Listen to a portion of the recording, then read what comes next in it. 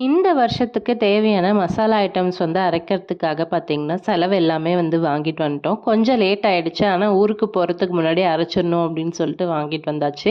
ஏன்னா, 1 வாரமா வந்து மழை விடவே இல்ல. ஸோ, வெயில் அடிக்கும்போது வாங்கிட்டு வந்து காய வச்சு எடுத்துக்கலாம்னு சொல்லிட்டு போய் வாங்கிட்டு வந்துட்டோம். மிளகா வந்து பார்த்தீங்கன்னா, ஒரு 3 கிலோ வாங்கியிருந்தோம்.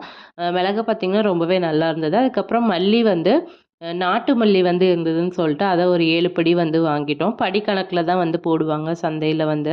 ஆல்ரெடி வீட்ல வந்து கொஞ்சம் செலவு சாமான் எல்லாமே இருந்தது. அதெல்லாம் போக மீதி எவ்வளோ வேணுமோ அத மட்டும் எழுதிட்டு போய் வாங்கிட்டு வந்துட்டோம். எவ்வளோ அரைக்கணும் அப்படின்னு சொல்லிட்டு பார்த்துட்டு, அதுக்கு தேவையான அளவு மட்டும் வாங்கிட்டு வந்துட்டோம். சீரகம், சோம்பு, கடுகு, வெந்தயம், கசகசா, அதுக்கப்புறம் கரம் மசாலா ஐட்டம்ஸ் எல்லாமே பார்த்தீங்கன்னா வாங்கிட்டு வந்து, இதெல்லாம் வந்து நல்லா வந்து வெயில்ல காய வச்சிடலான்னு சொல்லிட்டு ஒரு 2 நாள் வந்து நல்லா வெயில் அடிச்சது. அதனால வந்து அத்தை வந்து நல்லா காய வச்சு எடுத்துட்டாங்க. இத வந்து எப்படி பவுடர் பண்ணோம் அப்படின்ற